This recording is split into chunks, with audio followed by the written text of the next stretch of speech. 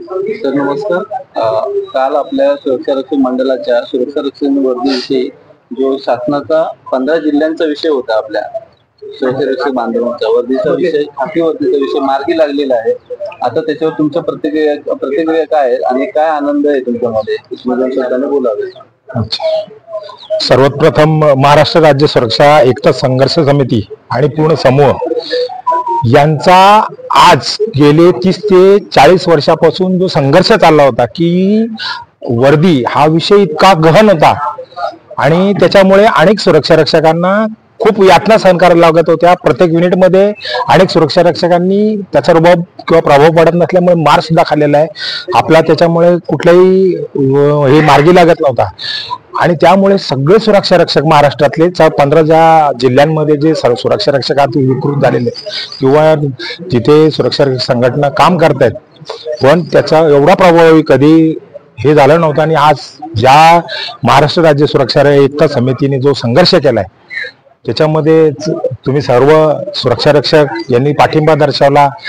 खूप चांगल्या काही संघटना, त्या अश्विनीताईंचं पण खूप योगदान आहे, त्यांनी सुद्धा खूप छान मार्गी लावला हा प्रश्न। त्या पावसाळ्यामध्ये त्या आझाद मैदानात ह्याच्यात बसल्या होत्या, पाण्यामध्ये बसल्या होत्या, हे काय खूप संघर्ष केला। म्हणजे सुरक्षा रक्षकांना आज न्याय मिळालाय, त्याची ऐतिहासिक घटना घडली। आज बदलापूर आम्ही सर्व युनिट, कोळगाव बदलापूर नगर परिषद, अंबरनाथ नगर परिषद, त्याच्यानंतर सर्व आपण जे सुरक्षा रक्षक संघटनेचे जे पदाधिकारी कार्यकर्ते जे आलेत आहेत तिथे, आज नुकतीच आम्ही आमदार साहेबांना ज्ञानेश्वर म्हात्रे शिक्षक आमदार यांची भेट घेतली, त्यांनी खूप योगदान दिलेलं आहे आमच्या याच्यासाठी। तर त्या योगदानामुळे आम्ही एवढे भारावून गेलो की आज जो गणवेश मिळाला आम्हाला, खाकी वर्दी जी मिळाली, याचं कौतुक आणि त्याचा विजय सोहळा लवकरच आम्ही सर्व सुरक्षा रक्षक एकजुटीचा जो विजयी मेळावा घ्यायचा आहे, सोलोले साहेब आपण नक्कीच घेऊ साहेब, तुमच्या आशीर्वादाने। अच्छा, कारण का पारावर नाही राहिला, सर्व सुरक्षा रक्षकांच्या मनातली गोष्ट घडलेली आहे। त्याच्यानंतर त्याच दिवशी दुसरा ऐतिहासिक निर्णय झालाय की तुमचा जे किमान वेतन आहे, किमान वेतनासंबंधी जो वर्षानुवर्ष आपल्या जो राहिला होता की कुशल कामगार कसे असतात काय, त्याच्यात आपल्याला ते बसवलं जात नव्हतं।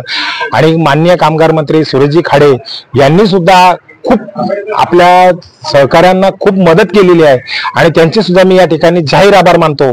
सर्व सुरक्षा रक्षकांच्या वतीने, सर्व संघटनांच्या वतीने जो कार्यक्रम त्यांनी लावला, मार्गी लावून घेतला आणि आज आम्हाला जो वर्दी न्याय मिळवून दिली वर्दीच्या बाबतीत, तर त्यांचे कधीही ऋण, आमचं ऋण आम्ही फेडू शकत नाही।